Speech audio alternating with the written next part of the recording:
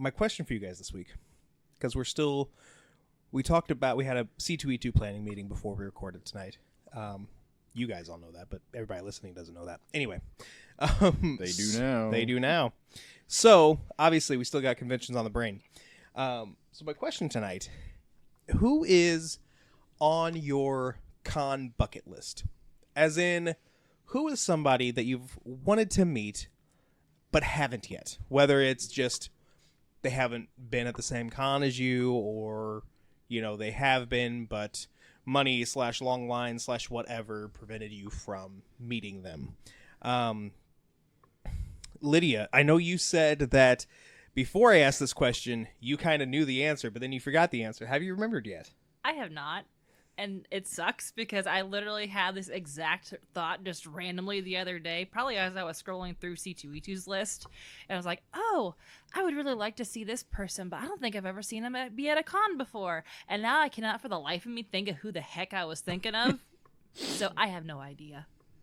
It's my fault, isn't it? It's your fault. Yeah, that's fair. I'm just going to randomly think of it later, and it's going to be too late. Yeah. You can call me. I probably won't answer because I'm a millennial, but you can call me and tell me who it is in the voicemail, and then I'll put it in the episode. I probably won't do that. But it's a nice thought. You also brought Kevin with you to help us plan tonight, and I'm curious, Kevin, do you have an answer? I do, because the funny thing was I laughed when Mitch asked this question because Lydia and I had this conversation about a week ago. See, told you. So the person that I would most want to meet at a con is Gary Oldman. Ooh. Only to ask him the question of, given his great long-standing career, how he feels that Commissioner Gordon is the most normal role that he has ever done. Nice.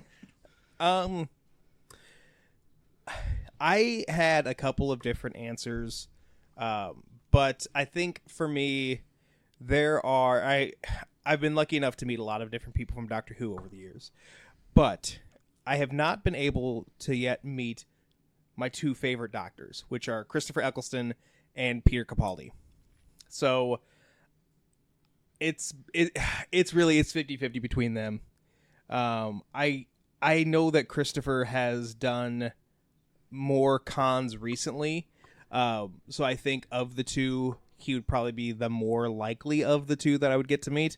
But still, if C2E2 announced either one of those for this year, all bets are off.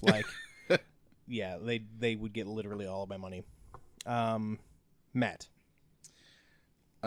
So I had a couple of thoughts, so I'm gonna throw both of them out there. Alan Tudyk. Good one. Just because I don't think I've ever watched anything that he was in and did not enjoy the role that he played. And since you brought it up, I would have to go with David Tennant. Even though we are talking about C2E2 right now, Alan Tudyk will be at Fan Expo Chicago along with some of the cast of Scream. So, you down? Not that I don't want to, but Just a day trip. We don't have to stay overnight. Right. We'll talk about it. Also, speaking of Alan Tudyk, but kind of off topic, have you watched Resident Alien? I have not. It's one of the things that's I keep seeing things online, and I'm like, I need to watch this because everybody seems to love it. Mm-hmm. We just finished season 1. We're at least one episode into season 2, maybe a couple episodes in season 2. It's really good. Yeah, you'd really like it. Tabitha. So my brain did that thing where it went on a very fun little hop, skip, jump journey. So my knee-jerk reaction to this was Sarah Michelle Gellar, because she almost never does cons. And last year at C2E2, there were quite a few members of the cast of Buffy. And then I had this terrible thought that Anthony Stewart Head is not getting any younger and Giles is eventually going to die. And now I'm very sad, but also my answer is Anthony Stewart Head. Thanks for making us all sad, Tabitha. That's what I'm good at. Play to your strengths.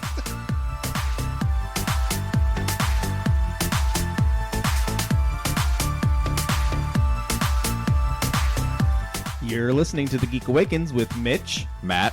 Tabitha. And Lydia.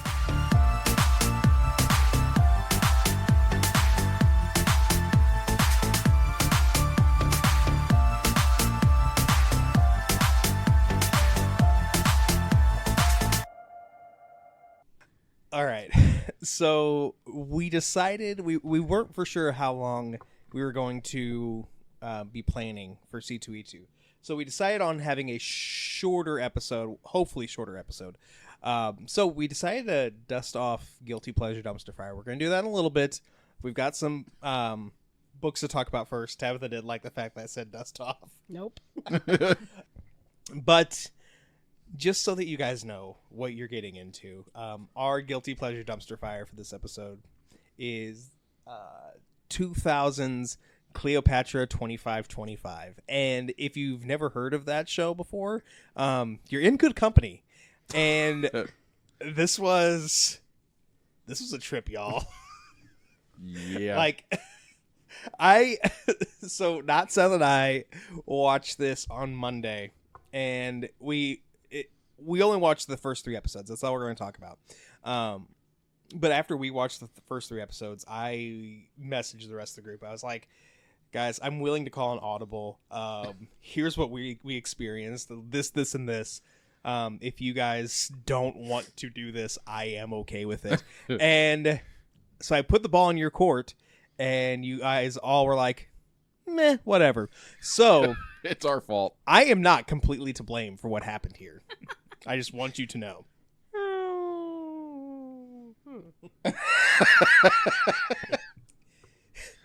So with that, let's open up the pull list. What's on our pull list this week? So we've got a few books to talk about this week. The first one is A Fox in My Brain. It's out April 16th from Fair Square Comics. It's by Lubie. So this is an autobiographical graphic novel. It tells Lou's story of living with cyclothymia. It's a mood disorder that went undiagnosed and misdiagnosed for years. I am about halfway through this book, and I desperately want to go back and finish it. We talked last week actually about another, on paper, similar book, an autobiographical book about somebody living with a mood disorder. And while I enjoyed both books, these books could not be more different. With A Fox in My Brain, there was a lot of humor attached to it. Not to say that Lou doesn't take this seriously, but like, I think you need a type of brevity with a situation like this, and she definitely gives it. It was very interesting, you know, kind of like seeing her go through all these issues of going through different, you know, psychiatrists, psychologists, you know, whatever. And people being like, oh, you're too young or too pretty or whatever to be depressed, or, you know, oh, you definitely have this, but have fun, you know. You could really read the frustration on the page with this book. Yeah, it was, while, and I feel bad for comparing the two books, but like with the book that we read last week, it was, I don't want to say more informative, but that's kind of how I felt with reading that. With A Fox in My Brain, it's definitely informative. You know, I'm definitely learning a lot, but I guess it's almost less overt than the book that we read last week, you know? But yeah, like I said, I I do say this a lot where I'm like, oh yeah, I can't wait to finish reading this, and then I don't because I'm me. But I really, really want to go back and finish this.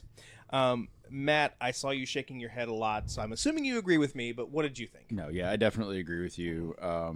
This, like you said, not to compare the book from last week and this week, because they're very different, but they tackle somewhat similar issues. Last week was, I guess the easiest way I can think to put it is that last week's took a more clinical approach to bipolar disorder, and the Fox in My Brain this week took a more creative and storytelling aspect or storytelling feel to it. So while it was quite informative, I learned a lot. There's a lot of information that gets put on the page in front of you. There's more of a beginning, middle, and an end story wise to this one. And I don't know. I also enjoyed. I hate to say enjoyed because it's like a struggle that she went through, but the personification is not the right word because it's an animal. Anthropomorphosis? I don't know. Whatever. We'll go with personification. Right. But giving the fox a form. And I thought that was a clever way to do that, to kind of talk about it. I don't know. Overall, I really enjoyed this. It is like last week's, very informative.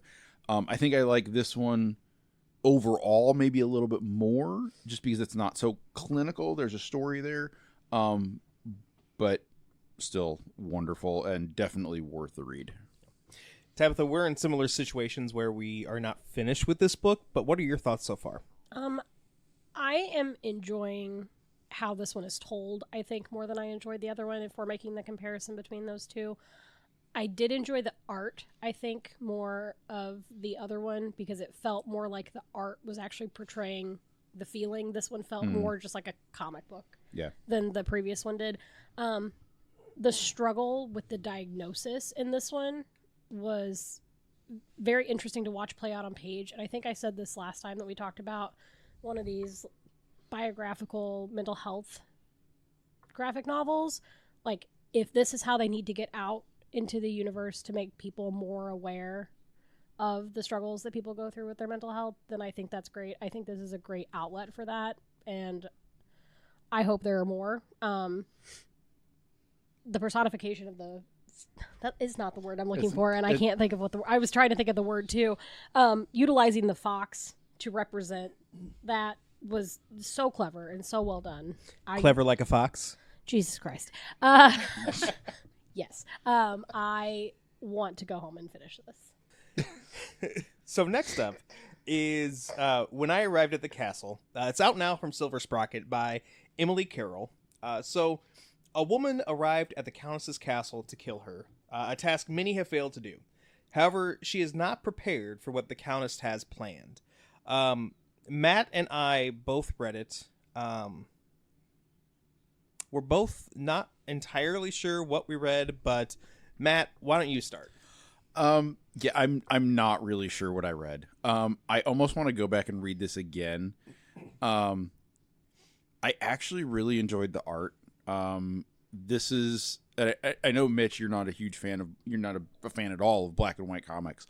There was some red though. This is black, white, and red, and it felt a lot like Sin City in the fact that the red was used very deliberately to accent and to show there's a fair amount of blood in this, but yeah, like for a purpose. Like it was a highlight.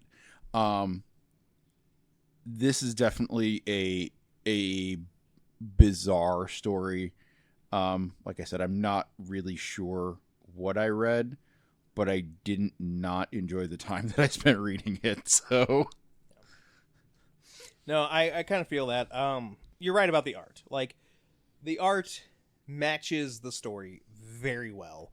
I was confused at first because, so like, the other character, which I don't think she's named in this.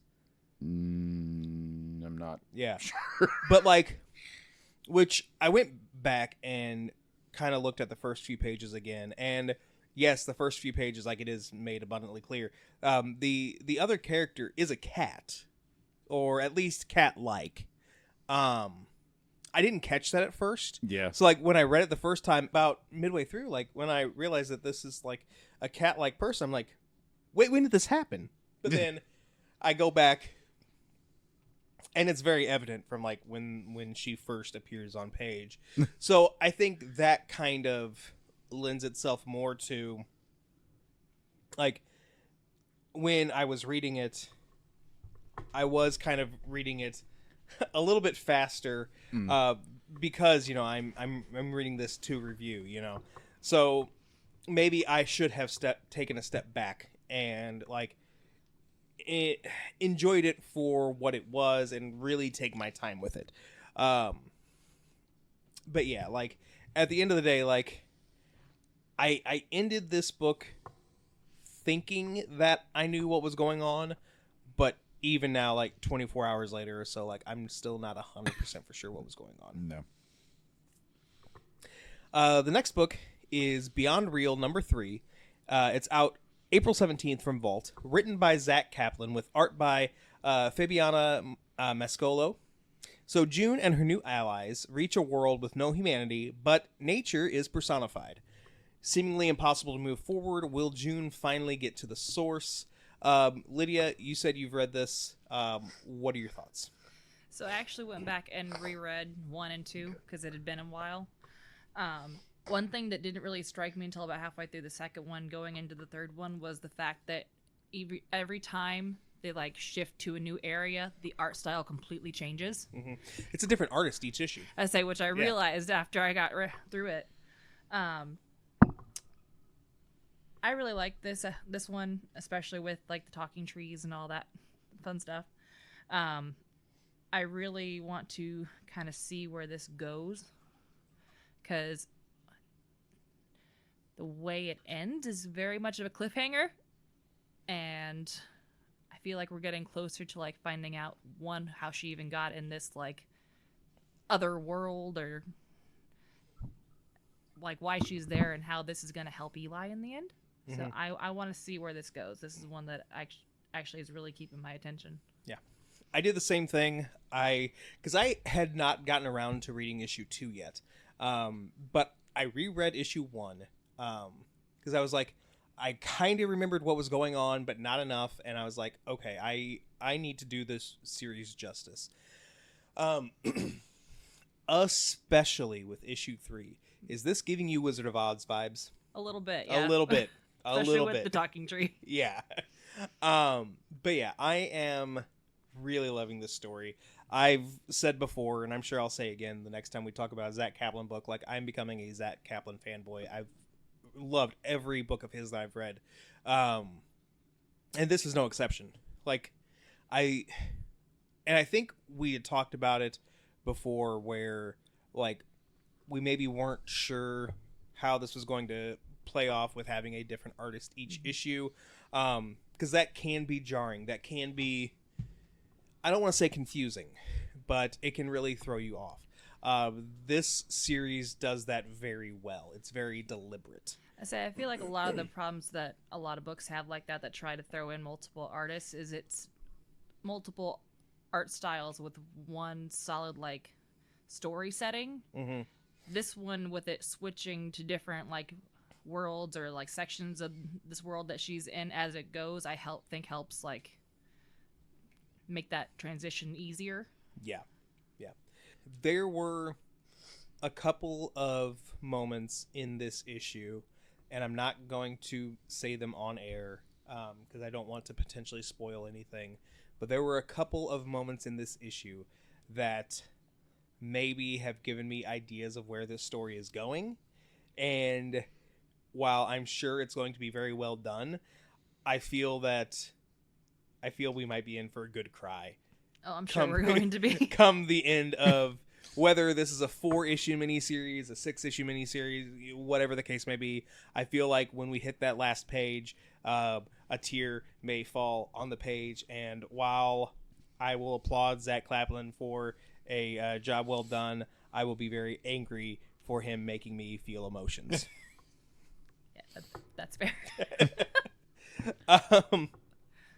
Last book that we're going to talk about is, speaking of finales, Jill and the Killers, number 4. We talked about number 3 last week, but here we are. We're at the finale. It's out April 17th from Oni Press, written by Olivia Cuartero-Briggs with art by Roberta Ingranata. In this final issue, it's a race against time for Jill and her friends to save O'Brien and solve the murders of the other missing students along the way. But doing so may put them in more danger than they planned on. I am conflicted with this last issue. It gave us a satisfying end to them rescuing O'Brien. It gave us a satisfying end to, to finding these other things. But there were a couple of loose ends that were definitely not tied up. And it's going to be one of those things where, and this definitely lends itself to more issues, probably not more issues, but definitely another mini series. Definitely lends itself to that, where those other loose ends will probably be tied up. However, if we don't get more of this, I will be very mad. But that said, like, for this mini series, like, especially with them assumingly planning to have more, I think that they did a really good job of keeping that interest there, of, not basically, not giving you your entire meal. Like, you're still like, but what's for dessert? I did think there was a really sweet moment with Jill and Clyde, who have been beefing for the past 3 issues. And again, I don't want to spoil anything, but that was very nice. That was very satisfying. Yeah, I really can't say enough good things about this book. I think, especially now that we've seen the entire series, I think this is going to be one of those that I go back and reread start to finish, and not taking, month-long breaks in between the issues to really get a good feel for it. Matt, what did you think? The idea of going back and reading this in one sitting is probably the one thing that would alleviate the one gripe I had with the final book. Is, as much as I enjoyed the journey, I enjoyed the resolution. There were a few parts to that resolution that seemed a little out of left field.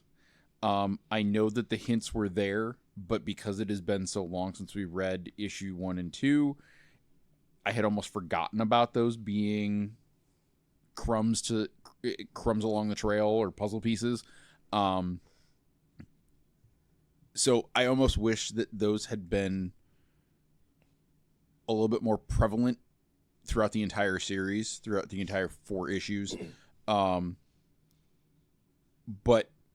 I did kind of like how it was kind of a twist. It took that thriller vibe and gave you the twisted ending. The moment with Clyde, I did appreciate.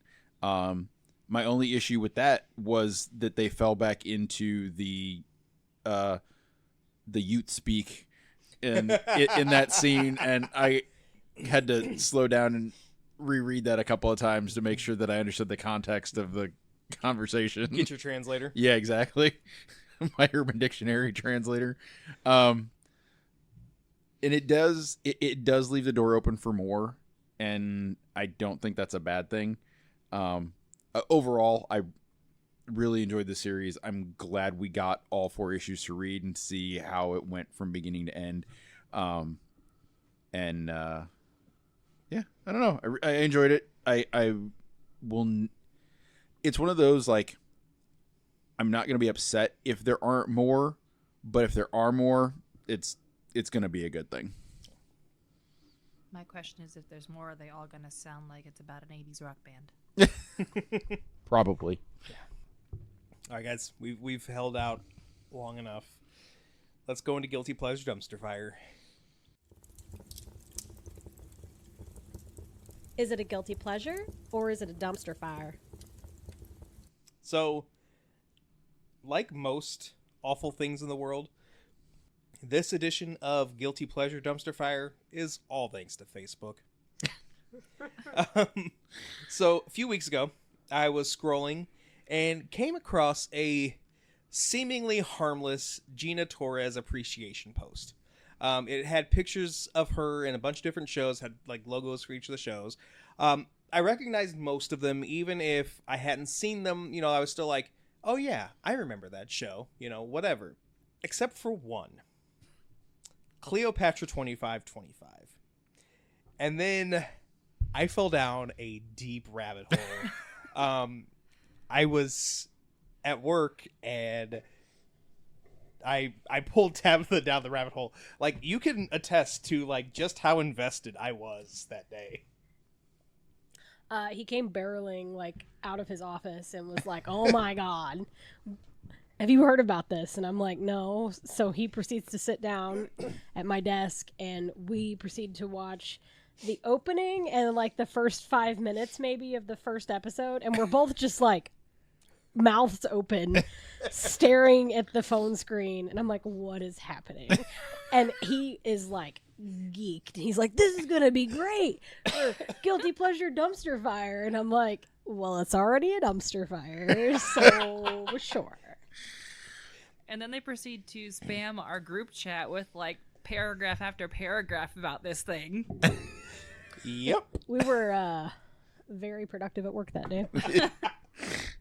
If our bosses are listening, sorry. We were on a break. Okay, Ross. So, Cleopatra 2525 centers around 3 women in the year, you guessed it, 2525. Hel and Sarge are part of a human resistance against the Baileys, a robot force who took over the Earth centuries ago, forcing humans underground. The two find Cleopatra, I shit you not, a stripper from the early 2000s who dies from a boob job gone wrong and becomes cryogenically frozen. Now, like, those words in that order does not happen often.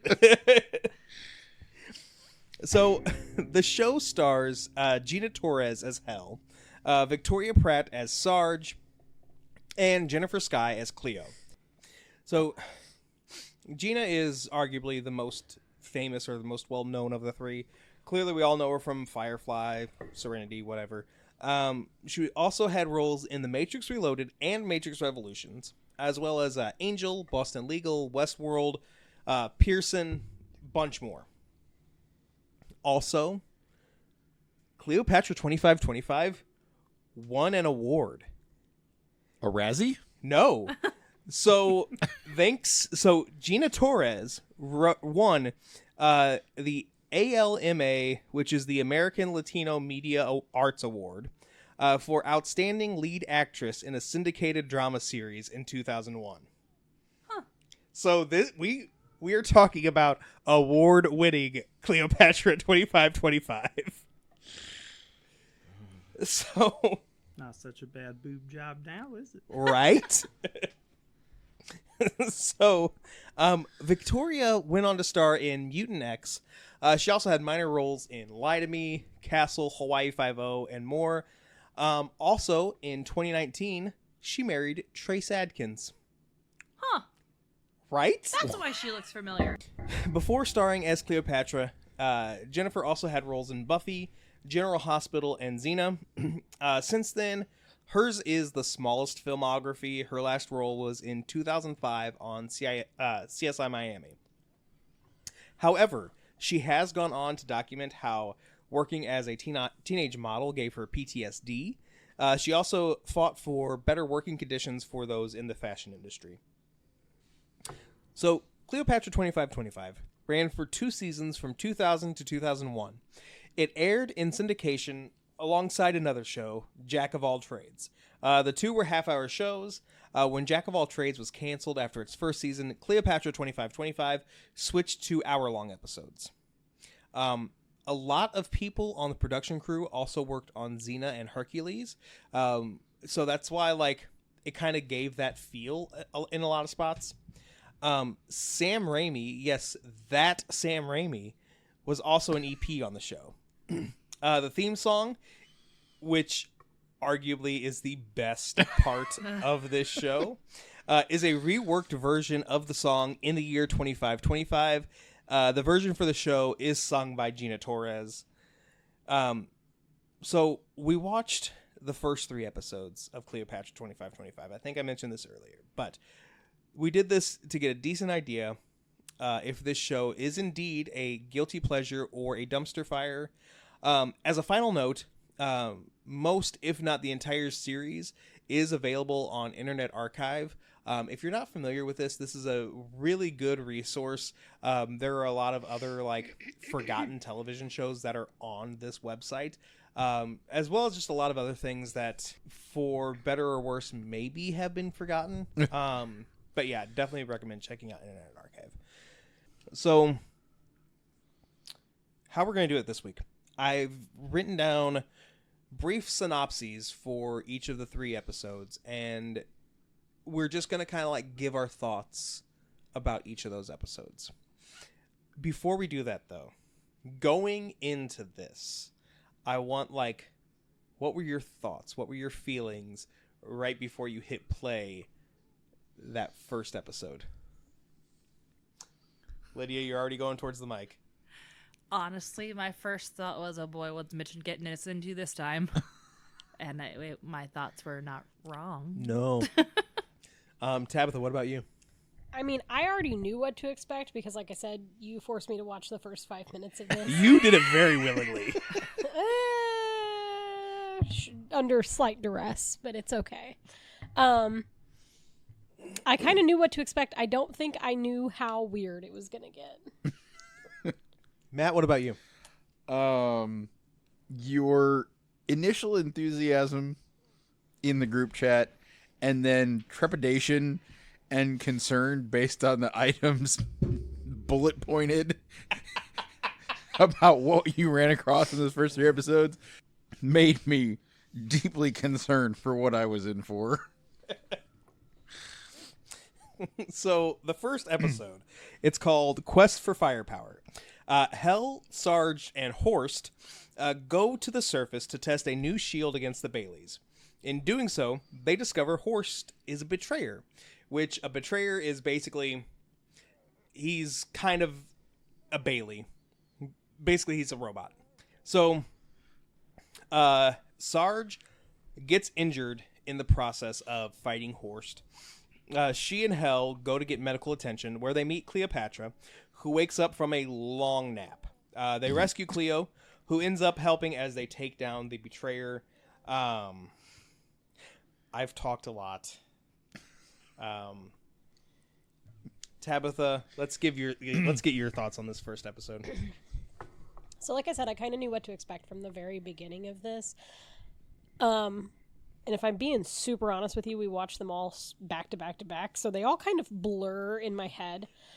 This first episode, however, the thing that stands out for me the most is the scene where they have to go find Sarge a new kidney because she's been laser shot. And this is where they discover Cleopatra. Not gonna lie to you, when you were first telling me about this, I was like, is this like a thing where they're like underground and they like come across Cleopatra's tomb and like they revive her? Because, you know, Cleopatra 2525. No, it's just some bimbo with a boob job. It was very disappointing for me. However, how hard they leaned into the like mummy wrapping of her in that first episode was classic. That scene, however, where she's waking up, there is this very creepy, rapey joke that is made. There's two of them. I missed the second one, apparently. I only caught the first one, or maybe I caught the second one. Made by the lion furry guy. However, I will say, if I could just go see some furry lion and get a backwoods kidney from a cryogenically frozen bimbo, I'd get one. And it only costs you a little stick of wood too. Yeah, right. I've got I got a tree out in the yard. I can bring him some sticks of wood. I have so many issues with the portrayal of these poor women in the show. Like, what kind of monster wrote this? Oh yeah, it's just. I will say I think the first episode might have been the most tame out of all three. Yeah. I'm just gonna leave that there. Yeah, I don't remember exactly what he said the first time, but the second time, like, he's talking to I'm talking about the furry right now. He's talking to Thank you for clarifying. to Hell and Sarge, not Surge. Man, I miss that soda. But like, basically, like, saying how he doesn't want to give her up, like, whatever. But then he's like, yeah, let me know if she wakes up. And it's like, I'm saying this, but like, know that I'm saying it with like shifty eyes. Like, but yeah, I don't. He says something too about how like boys could get lonely too, or something like that. Like, that was the one I caught. Yeah. It was just that part was filled with ick. Yeah, the CGI does not age well. No.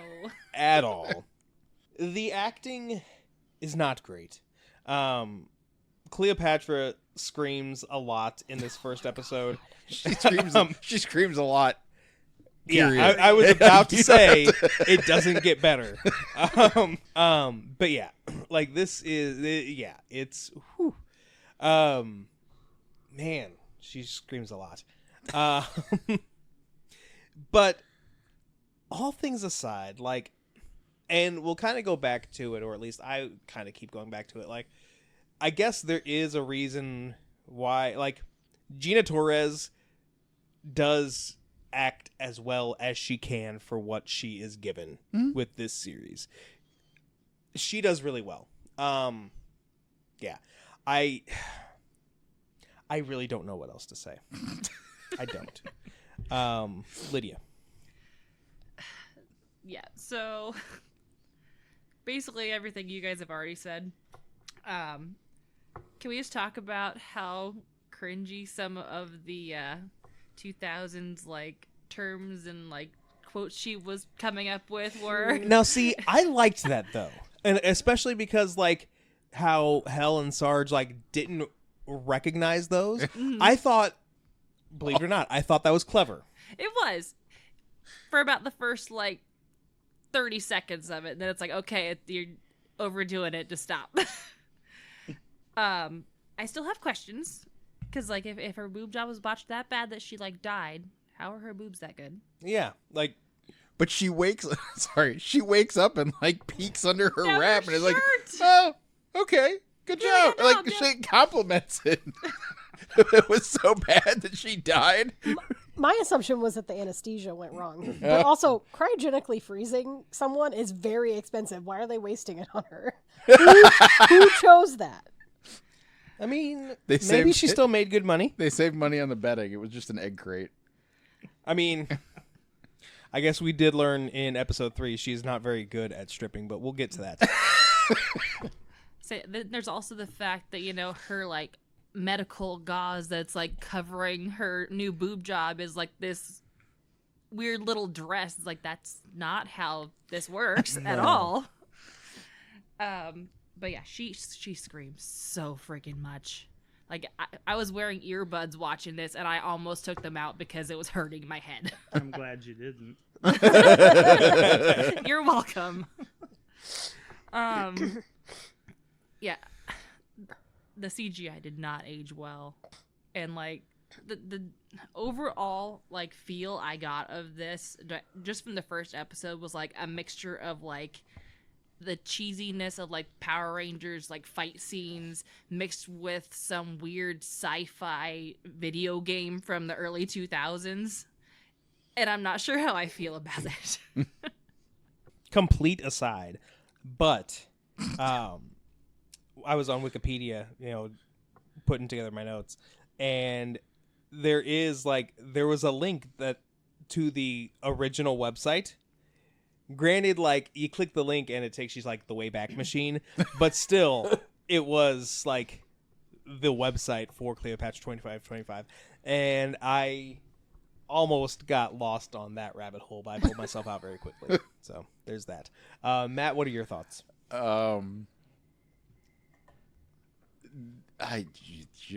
There's so many things.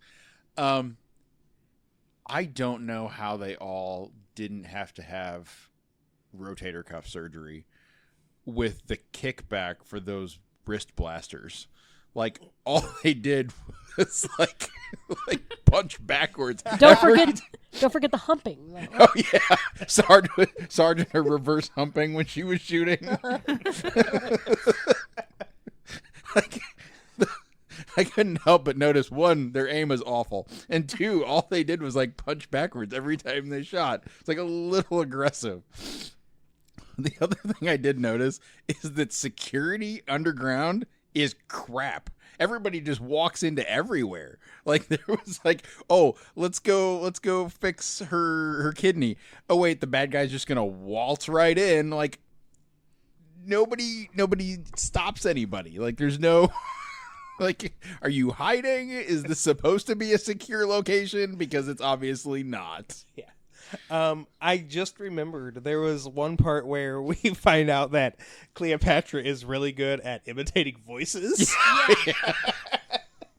And so like there's like the final battle or whatever with the betrayer, and like he's attacking Sarge, and Hell tells Cleopatra to like talk like Sarge to distract him. But like Not-Seth points out, like, dude is still like, he's got eyes focused on Sarge. What good is that gonna do? I don't know. Maybe it's his Walmart Terminator vibe that he had going on. Because it wasn't even that. It was like Dollar General. Like he changes into like that molten metal. Silver Surfer. Yeah. Like a bad mix between Richard Patrick's Terminator and Silver Surfer. And I'm like, wait a minute. Betrayers really dug the dog into squirrel.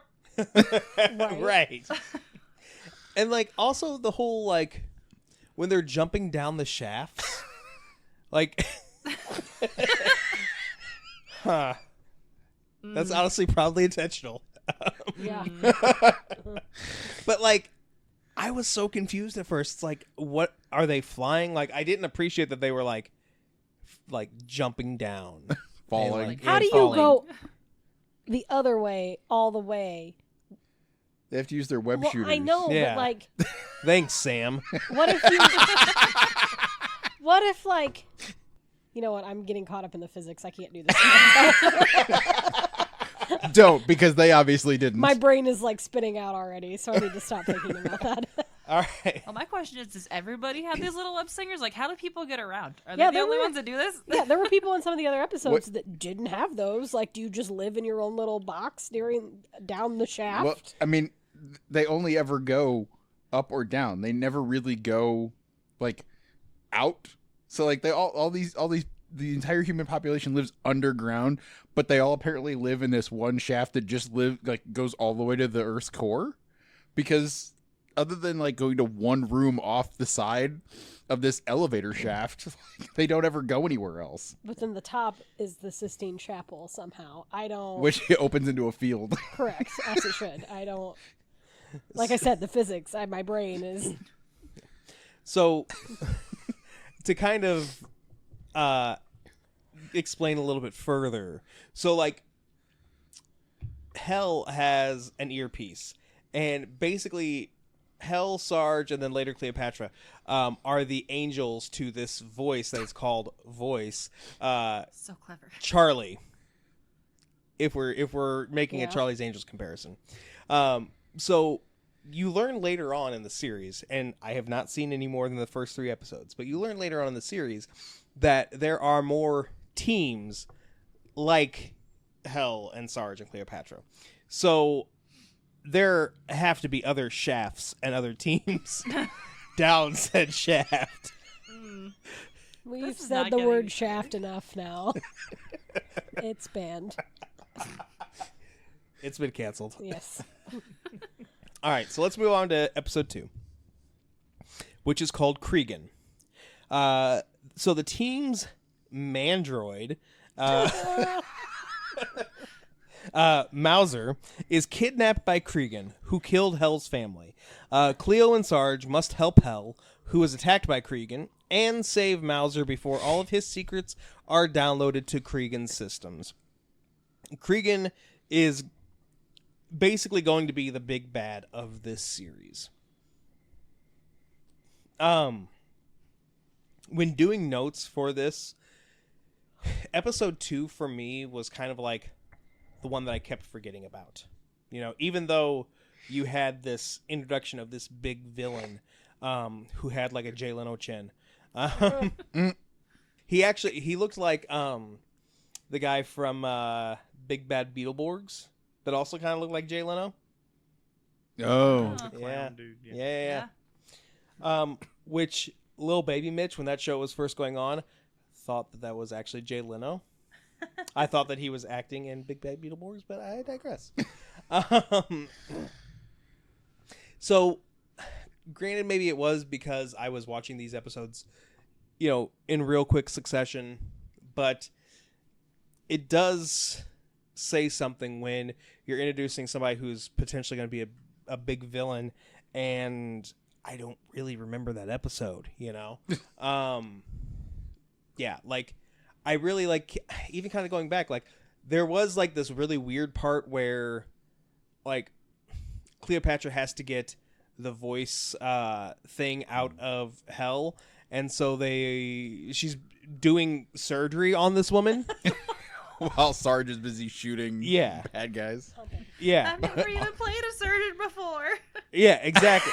Which, by the way, apparently she was like an aspiring actress as well. So like all the like stereotypes in one character here. I was about to say, like, I know this may get me canceled, but like, aren't most strippers aspiring actresses? That's what I'm saying. So, yeah, like, I don't have many notes for this episode. Tabitha, what about you?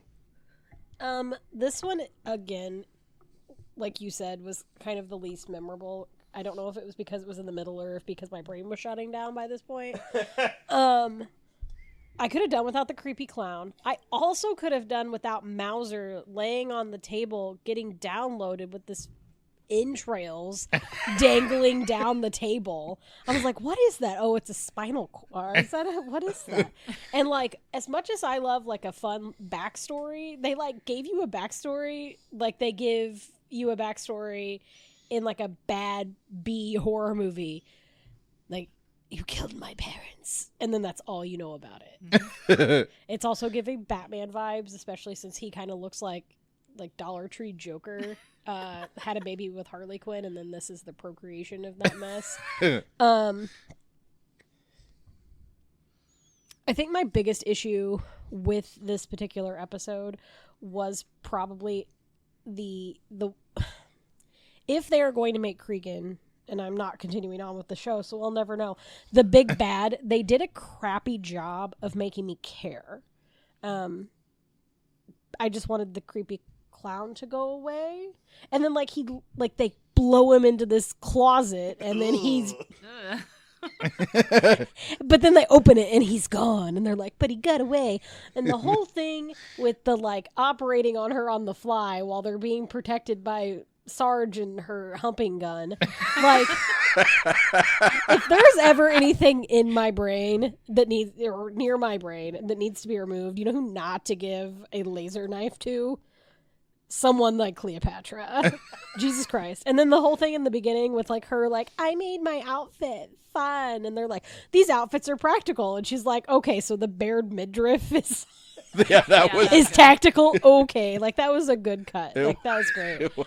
Yeah, this middle episode just kind of felt like filler. So Again, like I completely forgot like that really awkward like rub down that Bowser was giving Sarge at the beginning.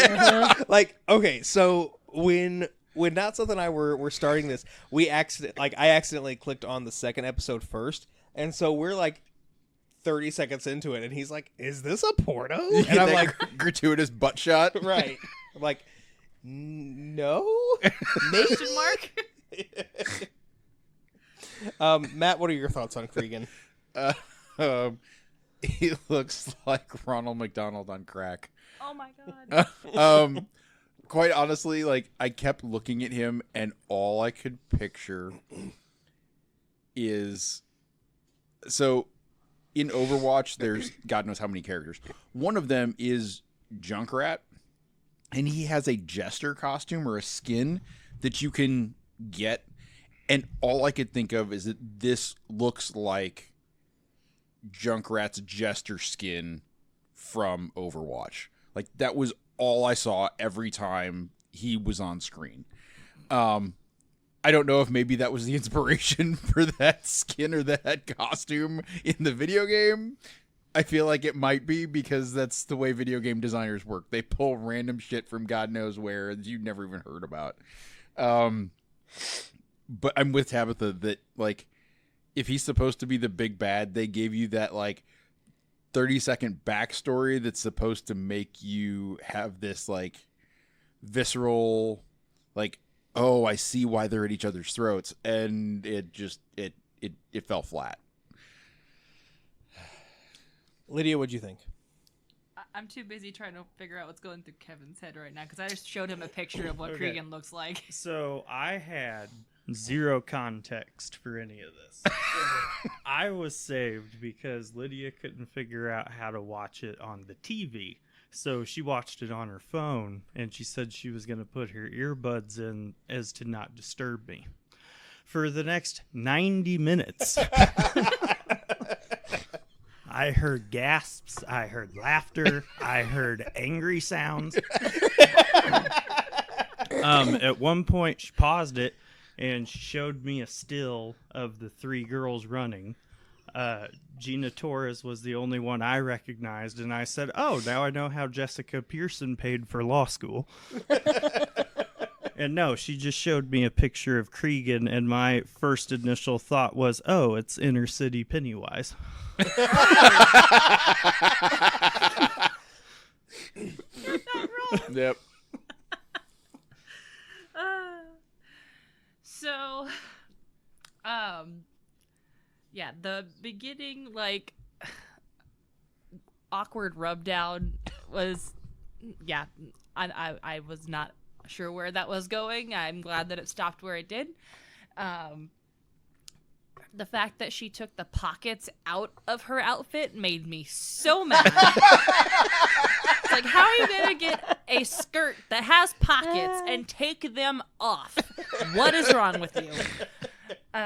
Wasn't practical. Well, clearly. Ugh. What's wrong with these girls? This one, like I said earlier, with like the kind of cheesy like fight scenes and like little henchmen kind of characters like you would get from like Power Rangers or something like that. This one was so bad with that, because all the little like henchmen that Cregan had with them are just like, oh, well, the download failed and yeah, we lost everything. He just gives them that look like, you're so incompetent. It's like, well, you hired them, so what did you expect? The problem I was having was I liked Cregan as a character, and then every time I looked at his face, I was like, this does not match. And I got mad because it's like, you have the makings of a decent villain. Why do you have to look like this? It's the meth. He had too much teeth to be on meth. So that's the thing. Yeah. there's that. So, like, It's new meth.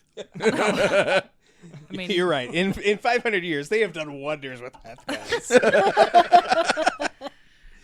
so, and yeah, like you guys said, the whole, like, 20, 30 seconds of backstory you get, and then that's all you get of anything that he has to do, like, with Hell's backstory and all that. It's like, I want more because I want to care about why you guys hate each other. But now you're throwing out a window and you're gone, so bye, I guess. Which leads us to episode 3, which was It was special. it was Something. Episode 3 is called Flying Lessons. With the help of Hell and Sarge, Cleo is learning to fly in the shafts. I told you. We talked about shafts. It's what they're called. I can't help it. Find a new word. That could be dangerous. When she sees a girl kidnapped, Cleo convinces the others to go on a rescue mission to a slave trader bar. Hell plays a game to win back the girl, as well as the others held in captivity. But it may be more than she bargained for. Wow. Um, The fact there's a pun in the synopsis. of course. I mean, I wrote the synopsis. What Of more do you course you did. expect? Yeah. I wrote that expecting a shame, and I didn't get one. To be fair, I'm too lazy to reach for my bell. Just saying, you haven't given a shame in a minute. So, Tabitha, what were your thoughts on Flying Oh, Lessons? Jesus Christ. So of all the episodes that we watched, all 3 of them, which felt like 300, this was definitely the strangest. I want to know how this aired on TV, because this is like, they are straight up in BDSM land in this episode, like for the whole thing. The guy is wearing nipple hats. I don't know what you would call them. There are people On leashes. on leashes with ball gags and masks and ropes and chains, and I'm not here to yick anybody's yum, but like, I don't need to see that in syndicated TV. Like, that feels too spicy. There were so many very uncomfortable moments, and I'm just having this vision of like a teenager being like, Mom, I want to watch this show back in 2000. You want to sit down and watch it with me? And then that's what they pull up, is this 3rd episode of Cleopatra 2525. We get to learn about Cleo's dancing skills in this episode, which not good. She was an aspiring actress and apparently also an aspiring stripper. However, the people in 2525 are very impressed by her skill abilities, mostly because the dancer that was standing on the stage before her was literally just like leaning on the pole. And she was like, this isn't how you do this. And I'm like, well, no, but what you're doing is not how you do it either. So Also, can we talk about the song that was playing while she was doing like who dances to that song? yeah, it was something about like prostitution being the old, like I was trying to listen to it, but there were so many things happening, and the villain from this episode, the like slave trader, his teeth were yellow, like, and rat teeth. They were yellow rat teeth, and he kept like flicking his tongue, and I kept getting nauseous. So this was just a bunch of shit that I didn't want to look at. Like, that's what should have been the title of this episode. A bunch of shit that you don't want to look at. That man's saggy hat nipples, didn't need to see that. That man's tongue in his teeth, didn't need to see that. Gina Torres pretending to be drunk and macking out with random humans, didn't need to see that. Yeah. Didn't need any of this. Also, like, what they were playing, I guess I miss. I called it the wrong thing to you guys. I called it Space Kerplunk, which That's what I called it. which is accurate, except like they're not really in space, so it's just futuristic Kerplunk. But yeah, like the slave trader guy, like his tongue did not need to be out nearly as much as it was. Yeah, the BDSM gimp suits were just it was bizarre. And I guess, yes, if we're talking about these are like sex slave trading or whatever, like, okay, so I get that to an extent, but even still, like, they were taking it to the extreme. And you're absolutely right, Tabitha, like, syndication or not, how did this end up on television in 2000? Yeah, the Cleopatra dancing, it's like, okay, girl, so we know that you weren't good at it. I understand. It's fine. So, like, I did kind of like how, like, at the beginning of this episode, when this girl's kidnapped, how Cleopatra, like, basically talks Hel and Sarge into helping to save this girl. And I feel like this is going to lend itself kind of to longer in the series where, not only do Hel and Sarge, help / like change Cleopatra to adjust to her new life, but Cleopatra is probably going to, change Hel and Sarge, for the better or what have you. So that part, like, I was like, okay, I'm here for this. There was one part later on, so like the girl that gets kidnapped, like Cleopatra is talking to her father, and so like the dad like ends up in this sex bar. Cleopatra keeps calling him daddy, which was really weird. I forgot about that. And as we know, that is Matt's favorite word. So he was like visibly and physically cringing every time it was happening. Yeah. Least favorite part. It's just saying something. I did also think that was kind of funny that I think this was when Cleopatra went to go do her little dance. And at that point, Hel was doing really good. And then she comes back from her dance, and Hel was like, oh, by the way, I accidentally lost you and Sarge. Yeah. I was like, okay, that's kind of funny. But yeah, this episode was just, I don't know. I don't know how this episode came to be. I really don't. This was over the top. Lydia. Uh-huh. I think I spent a good chunk of this episode just cringing at my phone. Yeah. There was so much of this episode that just made me super uncomfortable. Like you said, with the creepy dude with the tongue thing, and like, yeah. There was a couple things that did make me laugh. One of them being, like you said, oh, by the way, I lost you both, and then just panning to Sarge and that little grimace that she gives Cleo, like, yeah, get over here.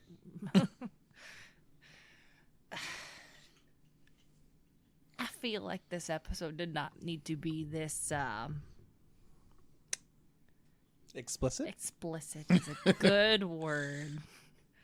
They could have been so much more clothed and it would have been fine. Probably my least favorite of the 3 episodes that we watched. We survived Y2K. The censors were like, why not? Basically. I mean, this was pre 9/11, and I feel like there was that like kind of like moment where, things were A little more wild. a little, yeah, I was gonna say a little looser, but Matt. Those outfits were definitely not. No. The only thing about this episode that I enjoyed was the space kerplunk. And I kind of want to know how to play. But, like, that moment where Gina Torres is, like, uninhibited because of the beverage that she had, and she pulls one of those little lasers with her teeth. Like, what? Like, it was just, like, everything about this episode was over the top. Also, can we talk about the fact that, like, the creepy dude looked at her like he was uncomfortable in that situation? Right? Like, have you looked around, dude? Read the room, guy. Right? The guy with the leather mask with horns. That's cool. But her pulling the laser out with her teeth, that's too much. Yeah. Well, Like, to wait. be fair, who else has touched that, Oh. Yeah. So it's like unhygienic. There we go. There it is. There are still germs on 25-25, guys. Just saying. I guess all I can really say is that this was, for better or for worse, the most memorable of the 3 episodes that we watched. So now it's time. Is Cleopatra 25-25 a guilty pleasure or a dumpster fire? He hasn't given his opinions on the other episodes, but I do think since he did suffer through them all, that is only fair to let Not Seth give his opinion on whether or not this is a guilty pleasure or a dumpster fire. I think this is the closest that America will come to having its own Doctor Who, so I'm going to say it's a guilty pleasure. Would you like to elaborate on why you think it's America's Doctor Who? I'll be taking no further questions.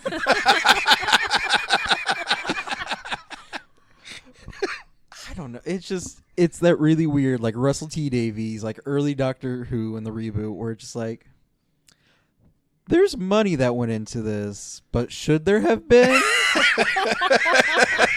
Like, you just got to find the right weirdos who like this, and it would have become a franchise where they're like, yes, give us more Cleopatra 25-25. They would have had like Ramses 25-35. It would have been a whole cinematic universe if it would have gotten, taken off with Americans. But, it's close as we'll have to an American Doctor Who. Are there gimp suits in Doctor Who too, or Maybe. Tabitha. I honestly think if we had just watched the first 2 episodes, I might have considered this a guilty pleasure because I was not so much entertained as I was just like, this is kind of fun and mindless.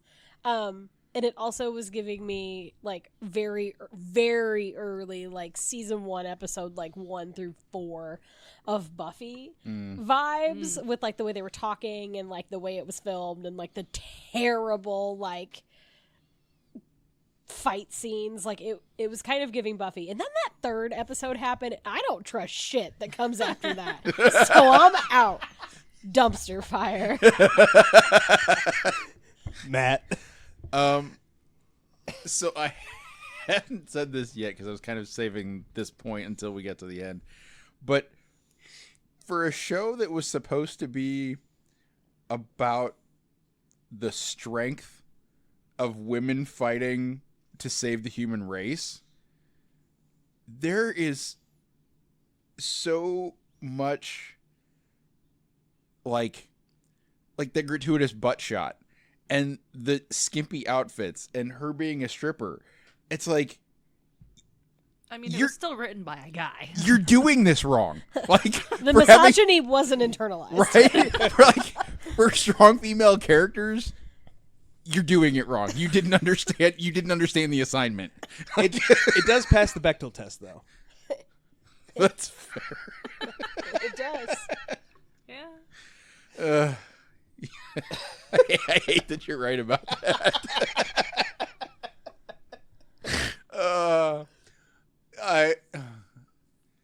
I can't disagree with Tabitha and Not Seth in regards to having early Buffy, early Doctor Who type of vibes.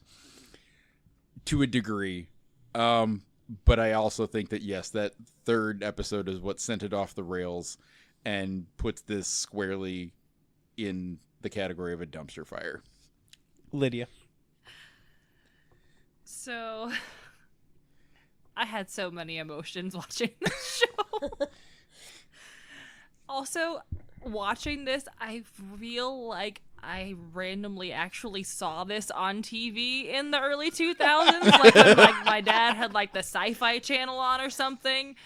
I don't remember a bunch about it, but like I have that like slight familiarity like in the back of my head, like I've seen this before, and I don't remember why. The first 2 episodes, yeah, like it's kind of mindless, it's campy. I enjoyed it, and then we hit that 3rd episode, and now I'm not sure how I feel. But at the same time, I want to keep watching and see what the heck's going to happen. You came up with the perfect analogy for me. What was it? Because it's like it's a dumpster fire, but it's also a guilty pleasure, and I'll keep watching. Oh yeah, it's the train wreck that you can't stop Yes. watching. So I know you didn't watch it, but based off of everything that you've listened to today, Kevin. Oh, I would definitely go guilty pleasure just for the 90-minute show that I got. Of just watching Lydia stare at her phone because, no, she cried, she laughed, she got angry. Like... I had all the emotions, guys. I have been, basically, since we finished the 3rd episode on Monday, I have been going back and forth on whether or not I think this is a guilty pleasure or a dumpster fire. A guilty pleasure or a dumpster fire. And I am landing on guilty pleasure. This especially, yeah, you guys are 100% right. That 3rd episode is just bonkers. And I'm not talking about that cartoon. But yeah, just like insane. But, like, there is a slight part of me that wants to, like, finish this series, especially with it only being 2 seasons. Like, you got this, bro. There are less than 30 episodes. You can do it. I'll tell you what, I'll watch it with you. Done. Report back. But, yeah, like, I want to see, especially if like with that last episode where, you know, Cleopatra was trying to change the others, you know, like I want to see, does she grow? Does she become more independent? Does she become less screamy? Please. But yeah, I mean, I'm fine with being, you know, in the losing. I guess technically it's tied.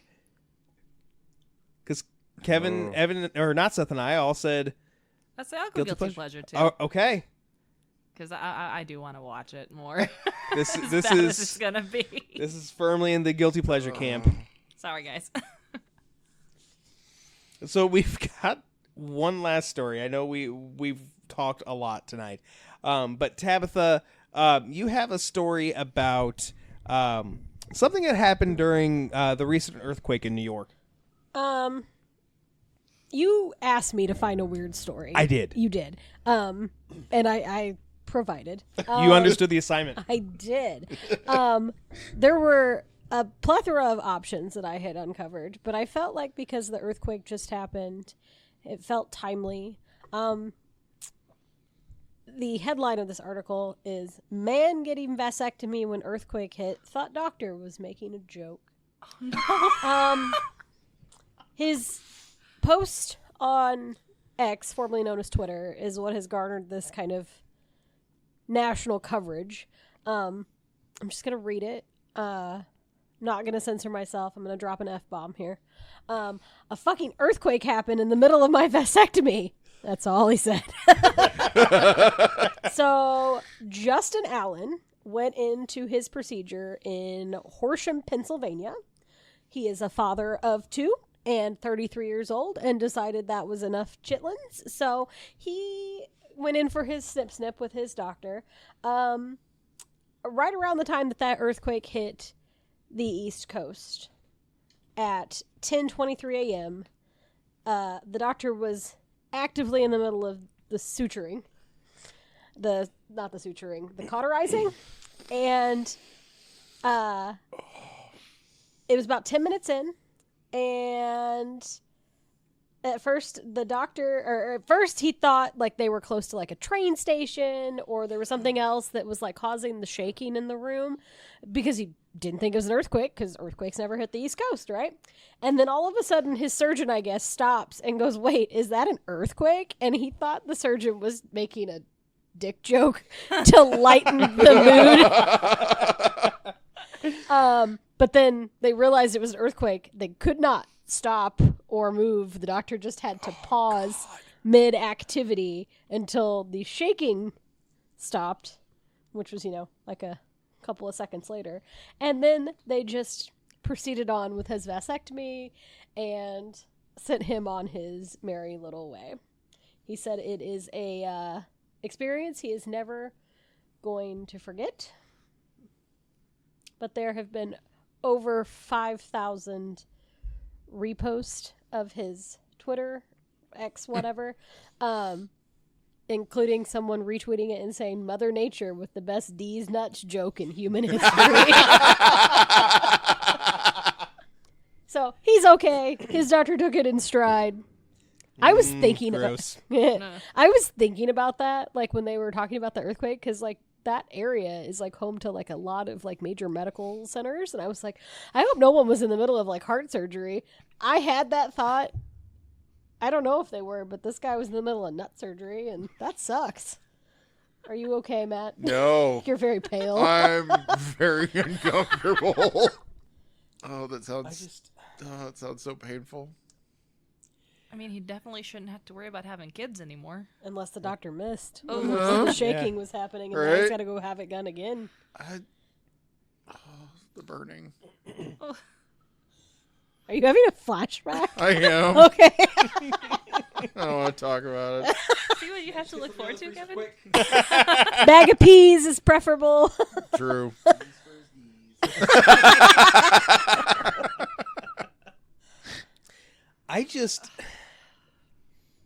So, like, granted, I don't know, like, how people are situated during that type of procedure. Matt, do you care to share with the class? Kevin might. I how do I say it? Balls out? Like, I mean, But, like, You're laying, though, right? you're laying down, okay. and it's, like feet out and pulled back some. Stirrups. I was to say, Yeah, so it's like- stirrups like when you're having a kid. Yeah. But yeah, just to like, but for me, just like the idea of like, okay, we just have to hang out here, literally. But like The that's whole just conversation. that's just awkward for me. I mean, it's your doctor. He was already looking at it. Yeah. Like, it's not Yeah, but like he is now looking at it for longer than he needed to. And like It's exactly as long as he needed to. No more, no less. Like, sir, did you realize you had a mole there? Sorry. but like I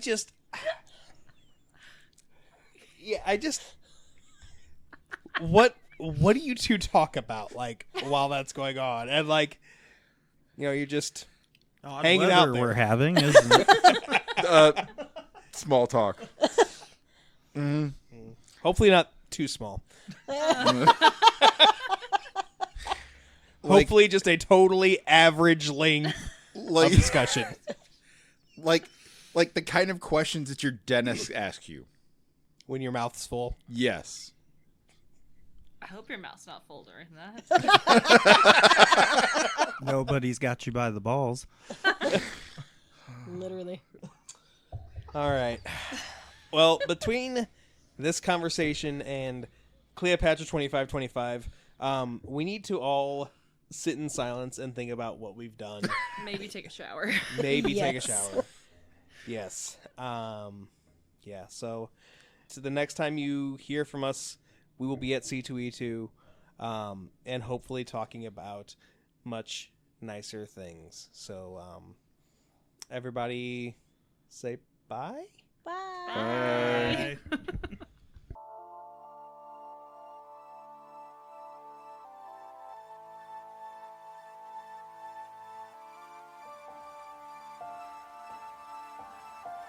That's going to do it for this episode of The Geek Awakens. If you have any questions, comments, or concerns, shoot us an email at thegeekawakenspodcast@gmail.com. It would be a shame if you didn't follow us on Facebook and Instagram at the Geek Awakens Podcast or on Twitter at Geek Awakens. Theme music created and produced by E. Cannon Beats. Our logo was designed by Shay McCain. Thanks for listening. We'll catch you next time. We're boldly gone.